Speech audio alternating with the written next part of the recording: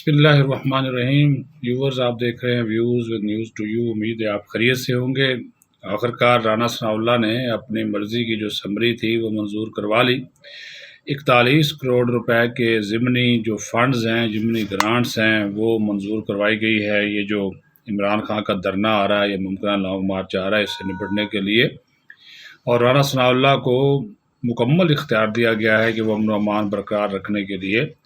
جتنے بھی انتظامات کرنا چاہے، جو اقدامات اٹھانا چاہے، وفاقی کابینہ اس کی جو ہے وہ سپورٹ کرے گی۔ کیونکہ رانا ثناء اللہ نے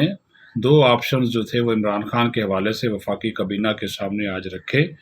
انہوں نے کہا تھا کہ بھائی یہ چونکہ فتنہ اور فساد پھیلانا چاہتا ہے، اس کے عزائم ٹھیک نہیں ہے، یہ سرکاری امارات پہ قابض ہونا چاہتا ہے، ایوان صدر، وزیر اعظم house, election commission, radio Pakistan, P T وی،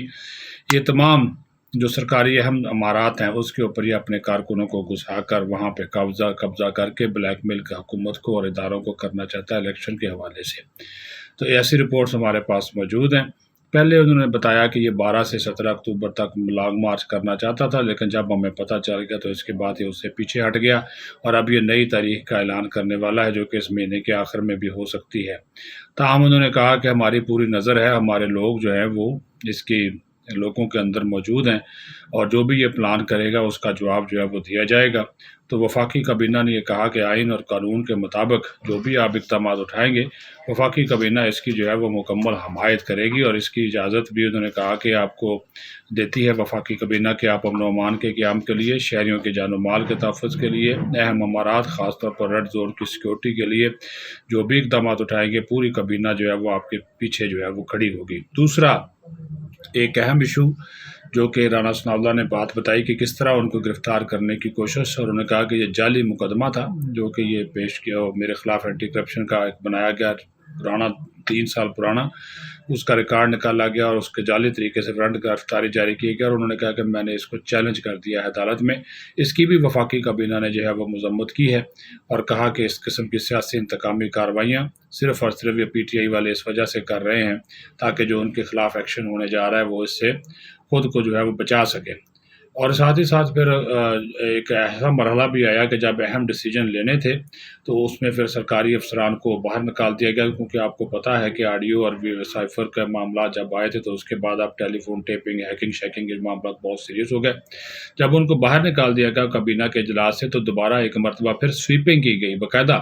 سویپنگ کی گئی اس کمیٹی روم کی جہاں پہ وفاقی کابینہ کا اجلاس ہوا تاکہ وہاں پہ کوئی بگنگ کے حالات نہ ہو، ہیکنگ کے کوئی حالات تو نہیں ہیں۔ اس کے بعد پھر رانا ثناء اللہ نے بتایا کہ کچھ افراد ہم نے گرفتار کیے ہیں، انفرادی یہ فیل تھا جس نے یہ ہیکنگ کی ہے، یہ کسی ادارے کا نہیں تھا، کوئی ایجنسی اس میں ملوث نہیں ہے، یہ انفرادی فیل تھا، اور کچھ لوگوں کو جن سے ہم نے گرفتار کیا ہے ان سے انویسٹیگیشن کا سلسلہ جاری ہے۔ جو سیکیورٹی عملہ تھا اس کی بھی پوچھ گچھ ہو رہی ہے، ان سے پوچھ گچھ کی گئی ہے، تفتیش کی گئی ہے، اور اس وقت جو لوگ وہاں پہ وزیر اعظم ہاؤس کی سیکیورٹی پر تعینات ہیں، قابل اعتماد لوگ ہیں، اور وہ سارے ان کے اوپر جو ہے وہ شک نہیں کیا جا سکتا۔ اور یہ بھی انہوں نے کہا کہ اب یہاں پہ جو سائفر کی گمشدگی والا معاملہ ہے اس کی تحقیقات کا سلسلہ بھی جاری ہے،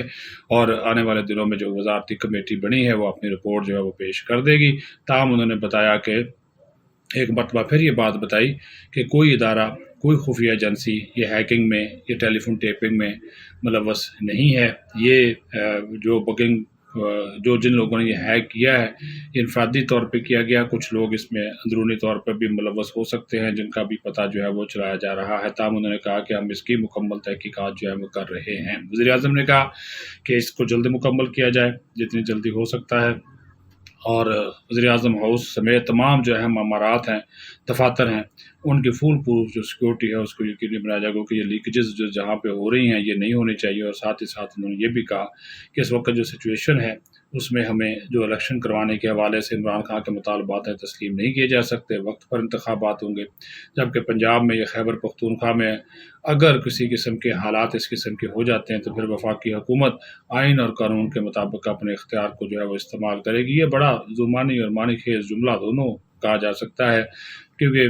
پنجاب میں بھی تبدیلی کی ہوائیں جو ہیں وہ ایک مرتبہ پھر چلنا شروع ہو گئی ہیں۔ علیم خان کی جو ملاقات ہوئی ہے لندن میں نواز شریف سے اور اون چودھری کی مریم نواز بھی موجود تھی، تو کہا جا رہا ہے اور حنیف عباسی نے تو بڑا دعویٰ بھی کیا ہے کہ یہ پنجاب حکومت کی تبدیلی کے حوالے سے معاملات طے پا گئے اور نومبر دسمبر میں یہ تبدیلی ہو جائے گی، پنجاب حکومت کی مسلم لیگ نون وہاں پہ حکومت بنائے گی، اور حنیف عباسی نے تو یہاں تک کہہ دیا کہ جب وہاں پہ پنجاب حکومت بنے گی تو پھر نواز شریف پاکستان میں موجود ہوں گے۔ اب دیکھتے ہیں کہ اونٹ کس کروٹ بیٹھتا ہے۔ ڈانگ مارچ کی تاریخ ابھی تک فائنل عمران خان نے نہیں دی، حکومت تیار ہے، کنٹینر موجود ہیں، سارا کو سیکورٹی وغیرہ کا انتظام کر کے رکھا ہوا ہے۔ اب عمران خان کی کیا چال ہے، رانا ثناء اللہ کی کیا چال ہے؟ وفاقی کابینہ نے تو رانا ثناء اللہ کو مکمل فری ہینڈ دے دیا ہے۔ اپنا خیال رکھیں، بہت شکریہ۔